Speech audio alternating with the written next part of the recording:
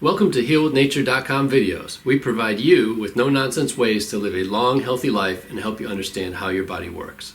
We took notes for you too. Follow the link below in the show notes to download your free checklist. If you have any questions, please leave us a comment.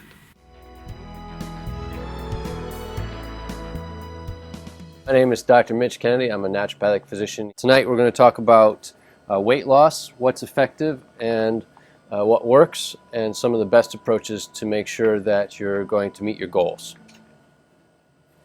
So the first thing you want to do is you want to check in with your physician. And the reason for that is there are many obstacles to weight loss. And can anybody name some of them? Medications. Possibly medications. Anything else? Menopause. Hormones, yep. Any other hormones besides menopause can get in the way of weight loss? How about your thyroid? Thyroid can get in the way, yep. Also adrenal glands. So if you're chronically fatigued, if you're under constant stress, not sleeping well, all those things create hormone imbalances in the body and can get in the way of weight loss. So the first thing you want to do is get a blood test. Check your thyroid, your adrenals, female or male hormones. Because believe it or not, men actually go through andropause just like women go through menopause. And so there are specific ranges you want to look for in each of these situations. In the case of the thyroid, you check the TSH, and in my book, you want that to be less than 2.0. And the reason is once you hit 2.0, most people start to exhibit at least one symptom of hypothyroidism and find that predominantly that losing weight despite exercise being that main symptom. As far as adrenals go, the best thing to do is a salivary hormone test where you're checking the adrenal gland over 4 periods throughout the night and the day. So over a 24-hour period, you get 4 samples and you map out the curve of the thyroid, and that's a salivary test, meaning that you're going to be spitting into little tubes. And then you can also add on female hormones like progesterone, estrogen, estradiol, DHEA, pregnenolone, and you can check the values of those. The next thing, can anybody guess what the next thing is? It doesn't have anything to do with what comes in. It actually has to do with the other end. Black is in your colon. Bowel movements, yep. Can anybody tell me the perfect bowel movement? This is the gold nugget of the evening right here. Okay. The perfect bowel movement is 8 to 10 inches long, right? So about this big. And you want it to be medium brown, well formed.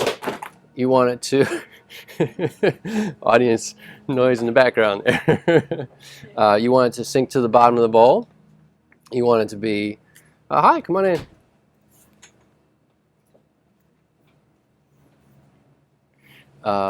You want it to come out without any pain, mucus, or blood. And you want it to be free of gas, bloating, and reflux during and after your meals. And of course, it should be 1 a day. More is the better, as long as they're still well formed. If you're not having good bowel movements, you're not excreting the hormones and other waste products of your body that you need to get out. And obviously, if you're eating a lot of food that's inappropriate, that will get in the way also and affect the bowel movement. So first thing to do is to make sure you're doing good bowel movement. Add fiber, add water if you're not. And then if that still doesn't resolve it, then you need to look further upline to the small intestine, to the pancreas, to the gallbladder, to the liver, to the stomach. So the best kind of fiber to add is bulking fiber, which is insoluble. So that's like ground flax, cellulose powder. I tend to stay away from things like Metamucil because they tend to have sweeteners and artificial colorings or flavorings, which most people don't need. So now, once we get the back end working, we want good quality things coming in the front end, right? So everybody, in my opinion, needs to be on a daily multivitamin.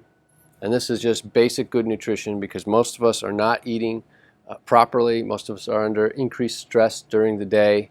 We're exposed to chemicals and pollution, both emotional pollution as well as air pollution, water pollution, and other types of things that enter our bodies. So vitamins, particularly the B vitamins, help us to metabolize things, break down these chemicals and toxins and get them out of the body, and to keep the liver functioning well. And the liver is one of the key organs in the cycle of storing energy for use later on and releasing energy when we need it. You should start a new routine of drinking more water. How much water did each of you drink today so far? Did I drink today? Yeah. About 48 ounces. 48 ounces, that's excellent.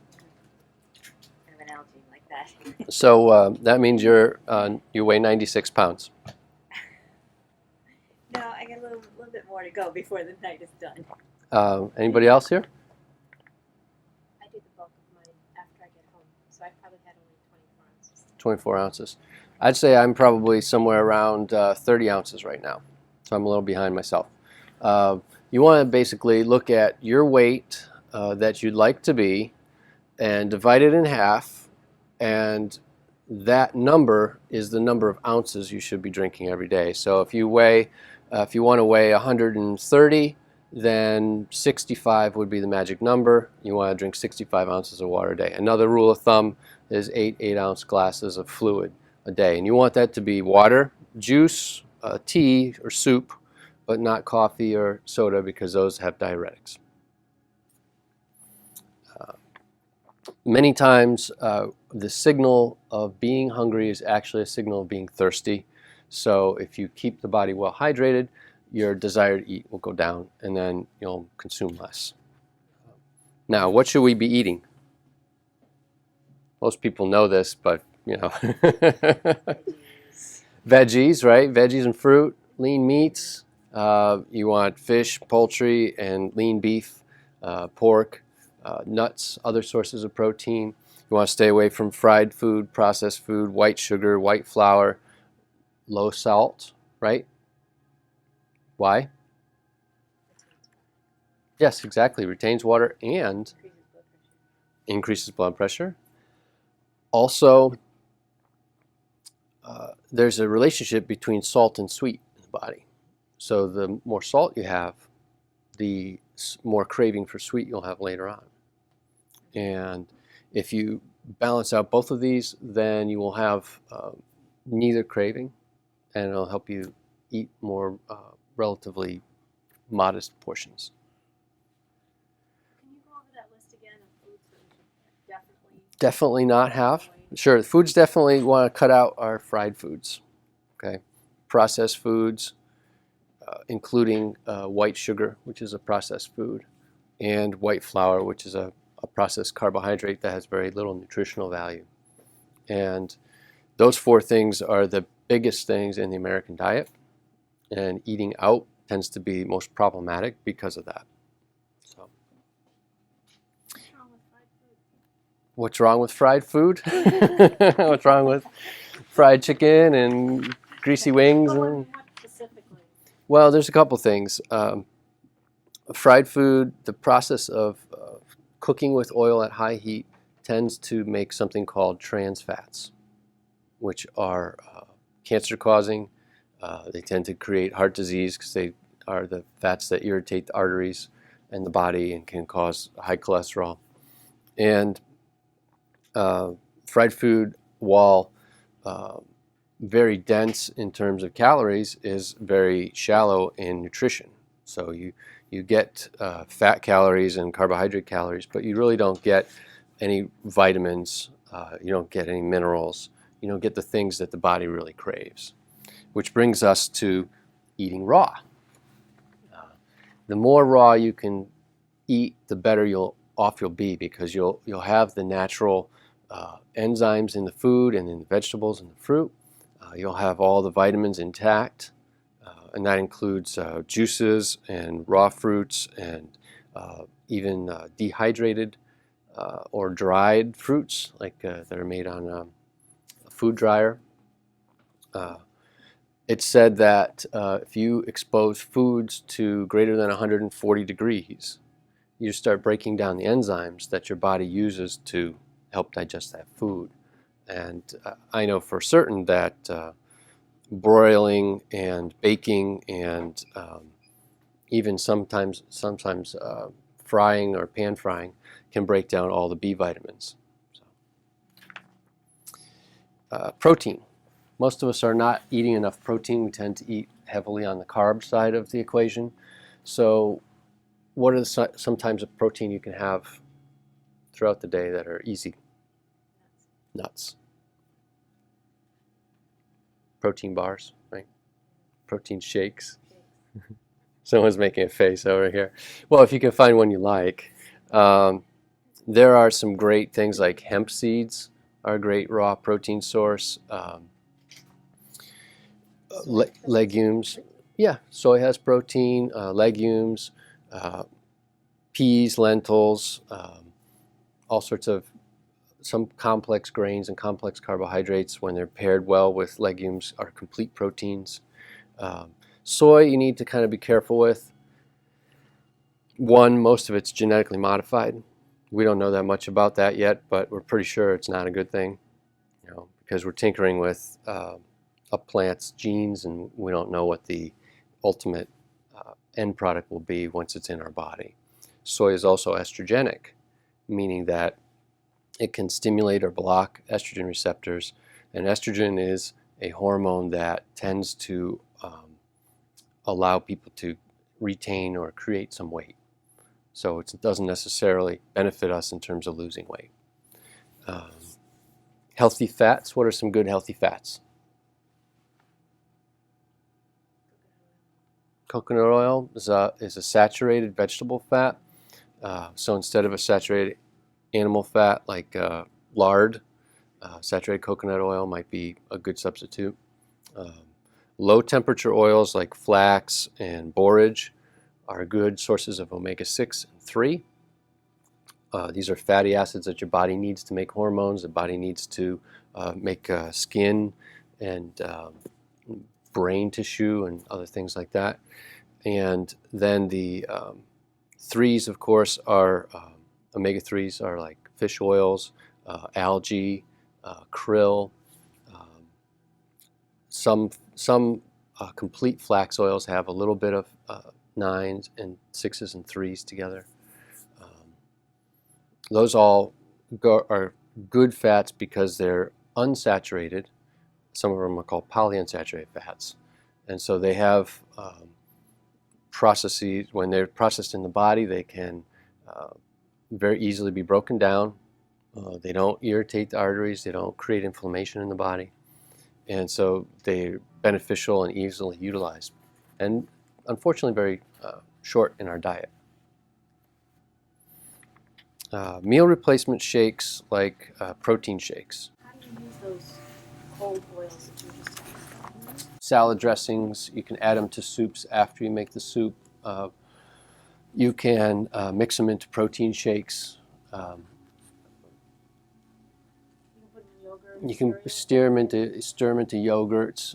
You can stir them into oatmeal after you make the oatmeal. The idea is that they're fragile, so you don't expose them to high heat, because if you do, they break down and they become trans fats. So you have to be very careful with them. There's very few oils that are vegetable oils that you can use for cooking. You can use almond oil. You can use sunflower oil. You can use apricot kernel oil.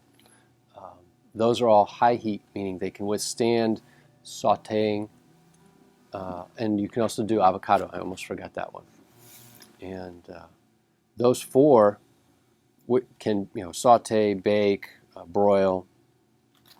But we're not going to be doing that because we're eating raw, right? So, but if you need to cook with oil, line a pan or something so that things don't stick, then those would be the oils you want to use. You don't want to use olive oil.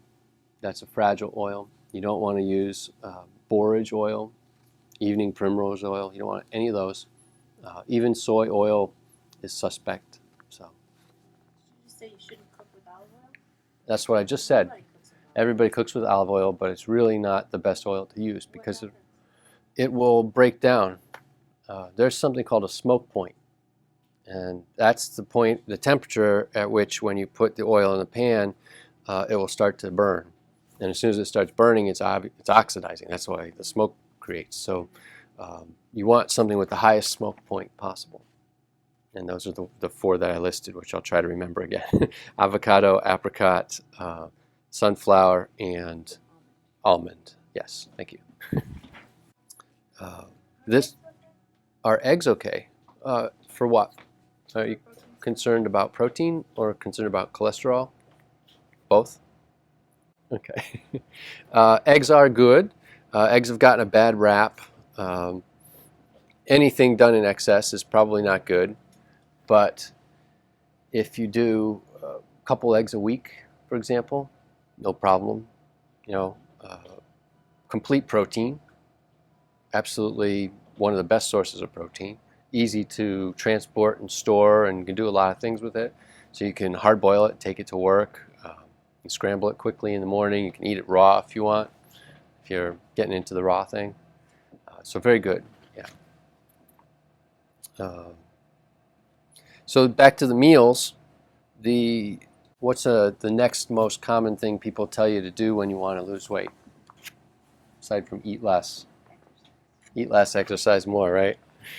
Well, exercising is, of course, key, but there's also a heart rate, right? You got to hit a certain heart rate in order to exercise optimally, because you can exercise to build your heart strength and endurance, or you can exercise to burn calories. So if you go on to the web and you look up heart rate and exercise, you'll see these charts. And you look at your age, and it'll tell you what rate you should be at for each type of exercise. And so some days you might do a cardio exercise, some you might do a fat burn exercise. And in that case, you do the pulse rate for as long as you can at that rate. And you can get pulse monitors, or you can take your pulse. It's easy to take your pulse. You get a watch with a second timer on it. Do 15 seconds or do 10 seconds even. Count, and then you multiply by either 6 or 4. So. Now, the best time to exercise is first thing in the morning. Anybody know why? Your glycogen levels are at their lowest. Glycogen is a very simple fat that's stored around the liver. Remember I said the liver is a store of quick energy? So it's this kind of yellow layer around the liver. It quickly breaks down into sugars to keep blood sugar normal. But over the 8 hours or 10 hours or how many hours you sleep, it's using that up. And so when you use that up, that's when you're ready to start burning adipose tissue, the middle, the thighs, whatever. And so if you exercise then, you'll be increasing your metabolic rate and burning fat because you don't have any more glycogen left. The other thing that is produced in the morning when you exercise is growth hormone. Have any of you heard of that? It's all the rage with the celebrities. You take growth hormone injections, and all your wrinkles disappear, and everything perks up, and you look beautiful forever, kind of thing. But your body does stop creating it at high levels as you get older, and so, like many things, it starts to decrease with age. And if you consistently exercise in the morning, you can help raise those levels of growth hormone. And yes, it does help reduce wrinkles and sagging and increases mental alertness. But the other thing it helps do is burn fat and create lean muscle mass. So exercising even before breakfast? Yes, exercise before breakfast, very important. If you eat breakfast and then go exercise, it doesn't work. No. It also, when you eat, you release insulin. And insulin gets in the way of burning fat. So waiting until after you exercise is the best way to do it.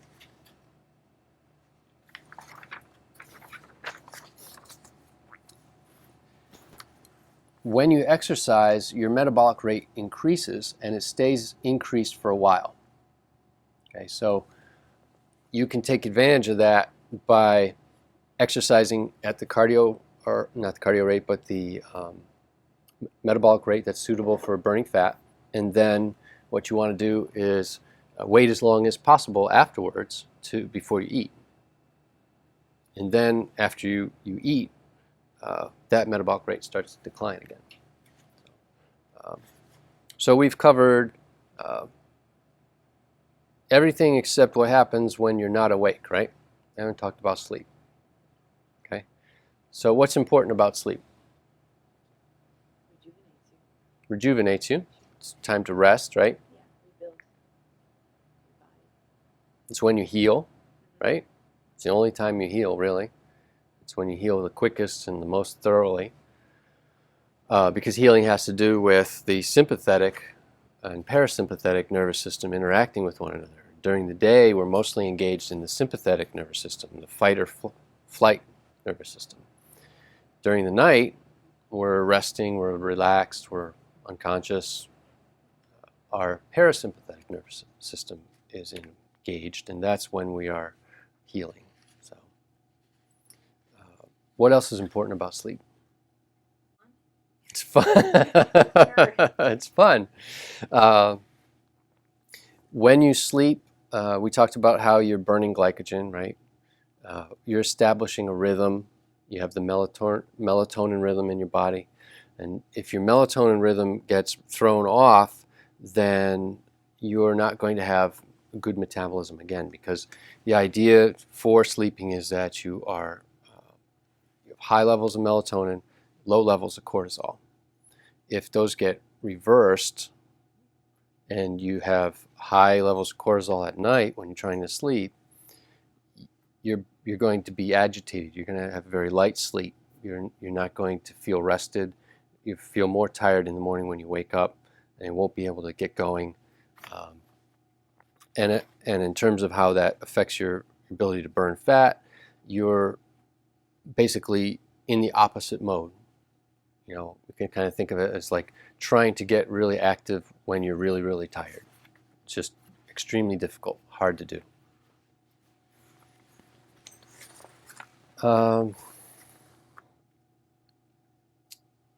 Now, how much sleep do you need?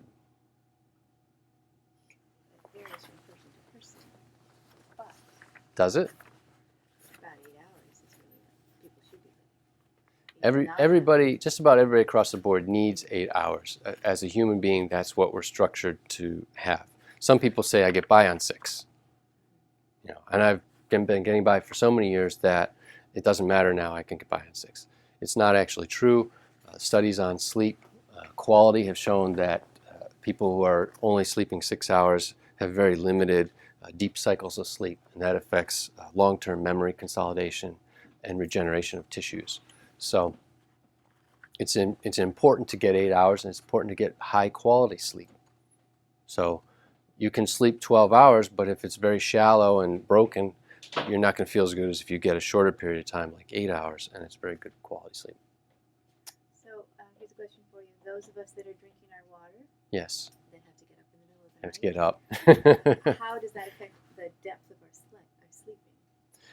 It certainly interrupts it. Yep. And the best thing to do would be to pick the point at which you're going to go to bed. Let's say that it's 10 o'clock, and give yourself 3 hours beforehand to stop drinking water. So you would stop drinking at 7. Okay. So you're going to go to bed at 10. 8 hours is 6 a.m. So you're going to get up at 6, have your day, and stop drinking water at 7. So now you've got a timetable basically to work through and say, okay, if I got to have 8 glasses of water in my 12-hour period, I got to have every hour and 15 minutes or something like that, I got to have a glass of water. Okay. And then if that's still not enough time, you back it up even further and give yourself 4 hours. Or say, okay, I'm going to eat dinner at 5 or 6, and I'm not going to have anything after that. No night. We should be doing most of our drinking in the morning. Most drinking in the morning. In fact, if you drink in the morning, you actually feel less hungry, And you can also use that as a way to treat something called a hiatal hernia, where the stomach protrudes up through the diaphragm, and when you fill the stomach with water and then you walk downstairs in the morning, it tractions the stomach and pulls it down out of the diaphragm. And if you do that consistently enough, you can get rid of your hernia. So, doesn't have anything to do with weight loss. So the sleep is really important because you need to be rested, you need to be energized, you need to be healed. You need to have that melatonin rhythm in the right place at the right time, and you need to have the cortisol rhythm in the right place at the right time. Aside from that, the next level of weight loss deals with supplementation to help burn fat. Can anybody name some of those? Like extra nutritional supplements that you can take to burn fat? No? Okay. I'll give you some. The easiest one, the one that has been around for a long, long time, is chromium. Chromium has been used by bodybuilders and weightlifters to get the cut and definition of their muscles and have more lean body mass. And so you can take it to get more well-defined, or you can take it to just help accelerate fat burning. Chromium does that by sensitizing muscle tissue to insulin and to get the sugars in the blood into the muscle tissue more effectively. Carnitine is another one. Carnitine is an amino acid which accelerates lipolysis, which is the actual metabolic process where the fat cell opens up and releases its energy. And that one only works, or it works the best when it's taken about an hour prior to working out. So you wake up, you take your carnitine, you hop on the treadmill, hit your pulse rate, drink your water, start your day.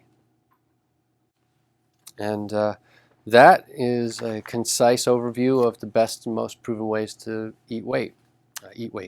Best and proven. It's dinner time. Best and most proven ways to lose weight.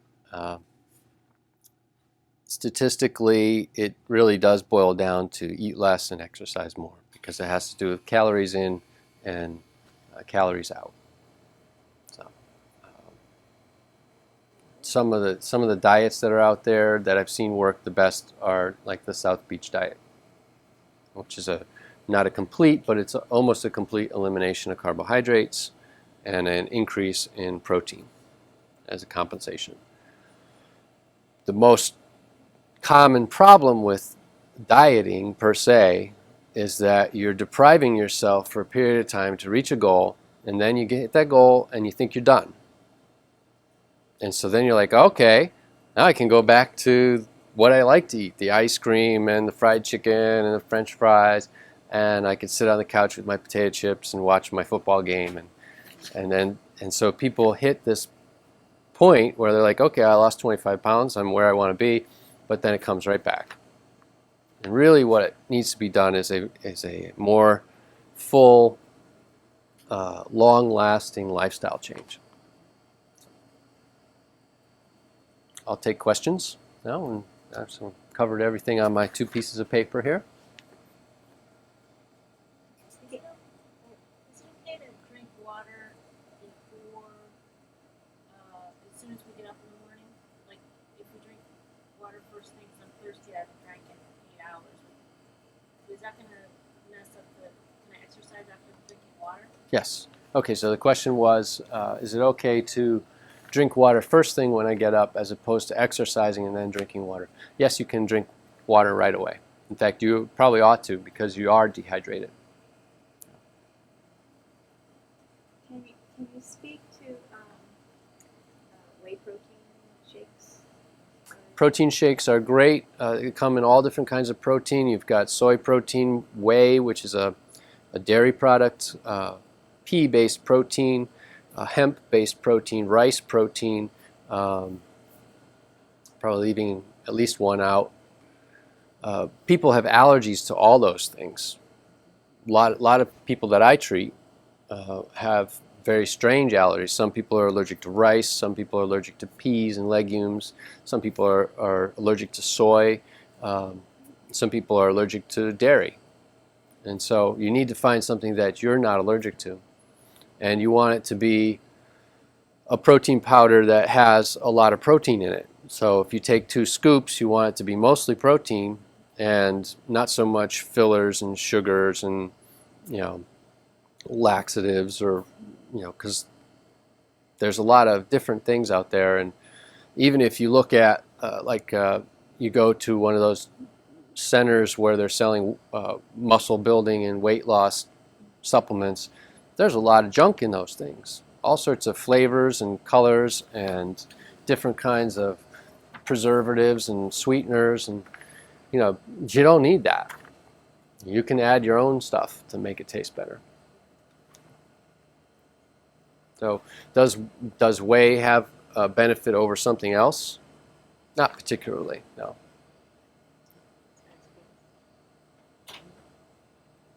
Anything else? So sweeteners other than white sugar. So like I've heard agave keeps your glycemic index flat Okay. and that kind of stuff. So what is the best alternative to a sweetener other than white sugars? Sweeteners other than white sugars would include stevia, possibly agave, maple syrup, maybe. There's one more. What was the raw sweetener? Yucca? Yacon. Yacon root is a South American plant that is very sweet. It's much sweeter in a different way than stevia is. So stevia doesn't raise blood sugar, doesn't add calories. Yacon also doesn't raise blood sugar or add calories, but they taste totally different. The biggest complaint my patients have with stevia is it has a bitter aftertaste. Yeah, it tastes like artificial sweetener. Tastes like artificial sweetener. Yeah, it does. It's very hard to measure out exactly what you need. Right. It takes so little. There's no sugar equivalent. Yeah, yeah. Yacon is much easier that way.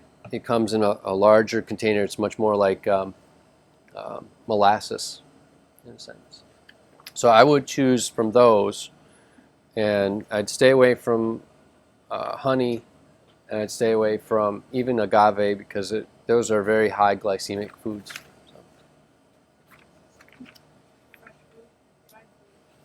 Fresh fruit versus dry fruit For a source of sugar. as a source of, yeah, The best thing to eat is fruit, right. fruit. Yeah, if you need something sweet, you're better off maybe adding some applesauce, or looking at mashing up a pear or a banana, or getting something in there that's going to give you additional things besides just the sweetness. So you can do it with fruit syrups also, but you're better off looking at, like they sell cherry syrup and blueberry syrup and things like that. But you're better off eating the actual fruit, because then you're going to eat less, because you'll have the fruit inside you. Yeah. Splenda, It's kind of marketed equal- as though it's there's- okay. But, right.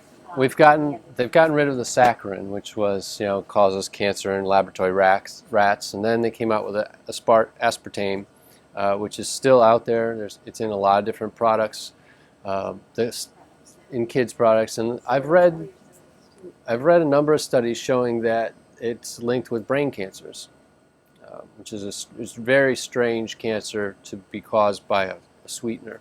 You think it'd be more related to like pancreas or intestinal cancers. And then you have the fact that many artificial sweeteners will actually cause you to gain weight. It becomes a cycle where you add more dieting foods in that have no sugar, and yet you're still gaining weight. That was a lot of information, but we boiled it all down for you into a free checklist, which is in the show notes down below. And by clicking on the discount link, you'll get a 15% discount on Physician Quality Supplements and support us in making more videos for you. Thank you in advance for your support.